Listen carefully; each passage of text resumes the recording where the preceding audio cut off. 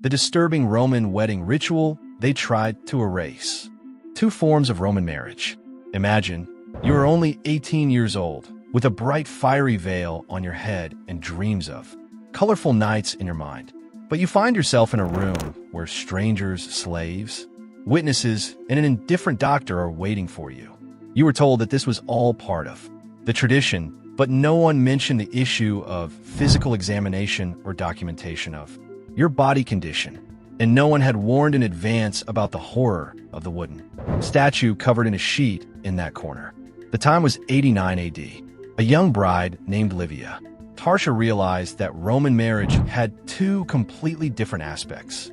One is the public form, where there are saffron veils, walnuts scattered on the streets, and festive cheer.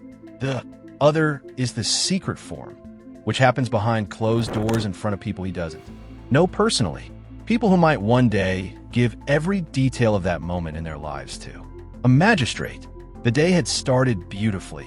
She was wearing the traditional fiery-colored flammeum veil, which made her known to everyone as a bride. At dawn, his hair was parted with a spear and tied into 6 braids, and the animal sacrifice in the temple was completed. Without incident, her father transferred her from his ownership to her husband's legal custody by reciting an ancient incantation, and she took the oath, Gaia, where you are, I am. Gaia. She had only met her husband, Marcus Petronius Rufus, 3 times before. But in Rome, this brutal ceremony was only the beginning. After the torchlight procession through the city, the moment of true bonding awaited. Inside a large house he had never entered before, and among people he had never agreed to meet. As the procession moved forward, crowds lined both sides of the road, where the young men were shouting traditional wedding verses, which it was impure, vulgar, and intentionally shameful, and was intended to please the gods and ward off all evil. The young men were shouting such suggestive nonsense through her veil that her face was turning red with shame from the insult. But she had no choice but to endure it silently. She was surrounded by the strict, watchful eyes of the maids. Marriage as property, the logic of Roman law. In ancient Roman society, marriage was not just a union of two people's hearts, but a very complex legal and religious process. Especially in the case of a noble family, these rules were strict and specific. The main formality of the wedding began with certain rituals in front of the idol of the family god. Immediately after the puja was over, the physical and religious purification process of the bride began. According to the belief of the time, it was necessary to purify the body after touching the idol of the god. Therefore, the maids would bathe the bride with fragrant water. As this bath was religiously specific, it was also a preparation for the next important step. That step was the physical examination of the bride by a skilled physician. Under the guise of Roman nobility, this examination was mandatory. Since huge property and lineage were involved here, it became a legal requirement to ensure that the bride was physically unharmed or not. The doctor, who had been standing silently in the corner of the room for so long, would now slowly approach the bride. The bride had no chance of avoiding this examination. The Roman medical books describe these tests in such detail and precision that there is no ambiguity. The results of this test, given by the doctor, were written in a legal document, which later played a major role in determining the marriage. Dowry. In the eyes of the Romans, this was proof that the bride was completely chaste and had not previously come into contact with any other man. The whole matter became even more complicated when, after the traditional ritual called mutinus titunis, the doctor would examine the bride again.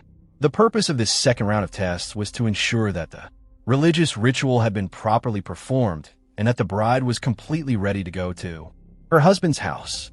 Surprisingly, this entire process was carried out in the presence of several witnesses. If any legal complications arose in the future regarding marriage or inheritance, these witnesses would stand up in court and confirm the truth. To modern people, these practices may seem very offensive, inhumane, and a gross violation of personal privacy.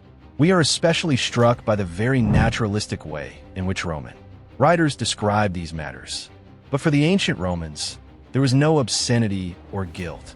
In these practices, for them, marriage was like an important legal contract or business transaction, and these tests were just necessary steps to protect the validity of that contract.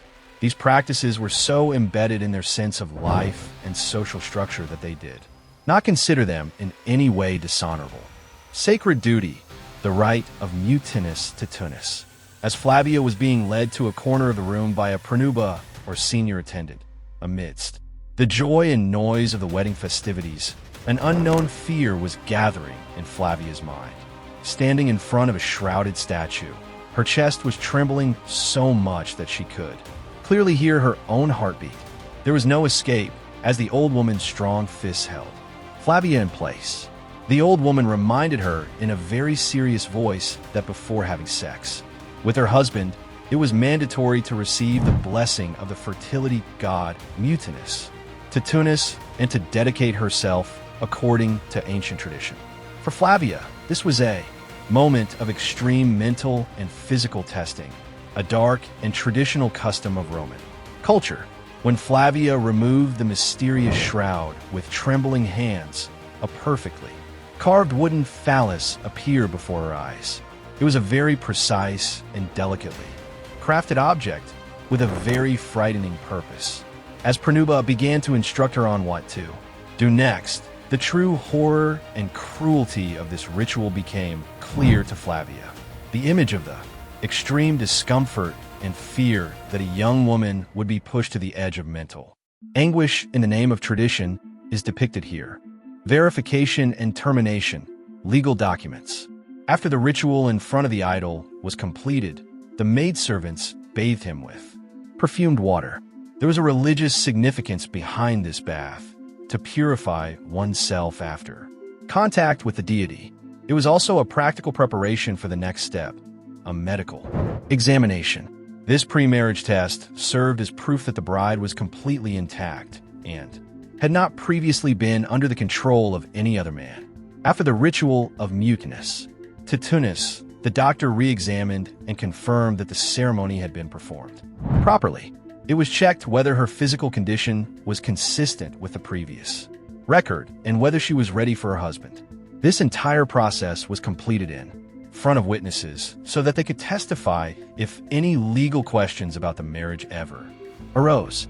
To modern readers, these descriptions of the Romans not only seem offensive, but their natural style of doing so is also shocking. To the Romans, these rituals were not painful or offensive. Rather, they were simply necessary steps in completing an important legal transaction. Silence of the century, erasing history. Over the next decade, she gave birth to 4 children and managed her household with skill, attending festivals and performing all the duties of a respectable housewife. But he never told anyone about his wedding night experiences, not even after his daughter's marriages were fixed, because what new things was there to tell? This was the traditional custom. This was how things had been going for ages, and this was the unwritten rule for being an ideal Roman wife.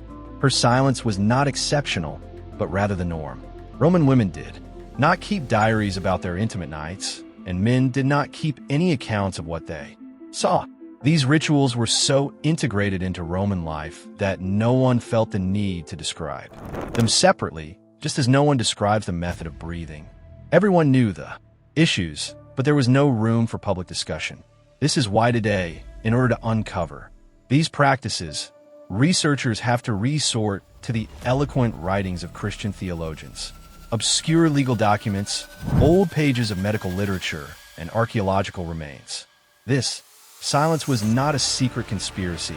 Rather, this culture was an integral part of Roman women's lives, so common that it seemed pointless to them to describe it in detail. The extinction of Christians, a new value system. The Romans themselves did not have any remorse for stopping the extremely cruel and humiliating practices against women in ancient Roman society. Rather, the main reason for this change was the spread of Christianity and the consequent change in people's thinking. When Christianity became dominant in the Roman Empire in the 4th and 5th centuries, the old ideologies of society began to break down. The early Romans considered women only as objects of enjoyment or property. But when the idea was established in Christian philosophy that woman, like man, has a holy soul and both are equal before God, the foundation of seeing women as mere possessions was shaken. Christianity began to promote marriage as a sacred bond rather than just a social contract. Physical and mental modesty were especially important in Christian ideals. As a result, having an outside witness or the presence of people in a private moment like a wedding is considered extremely shameful and unacceptable.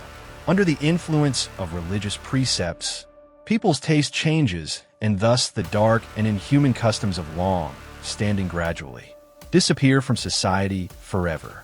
Basically, it was the triumph of awareness and human values that ended this dark age. Fragmented truth, barbarism versus civilization. When we think of Roman weddings, we think of colorful veils, festive tunes, and joyful moments. But behind this bright veil lies a dark history that has almost been lost to time. The thrilling truths we encounter today survive only in the fragmented fragments of history. Sometimes in the harsh criticism of religious leaders, sometimes in the vague lines of law, books, and sometimes in archaeological remains buried underground. Although the inhuman treatment of women in the social system of that time is clear to us today, what exactly went on in the depths of those women's minds is still a mystery. Roman women did not get the opportunity to write about their personal suffering because their emotions had no place or value in a male-dominated history. They endured all the oppression in utter silence for centuries. Their unspoken cries and unexpressed pain have been lost in the abyss of time, which may never be fully recovered. But why do we need to know this history? If this tragic chapter of history has left a mark on your mind, then don't forget to subscribe to our channel. We highlight those stories that usually remain hidden, bring to the fore those truths that are extremely uncomfortable but impossible to forget.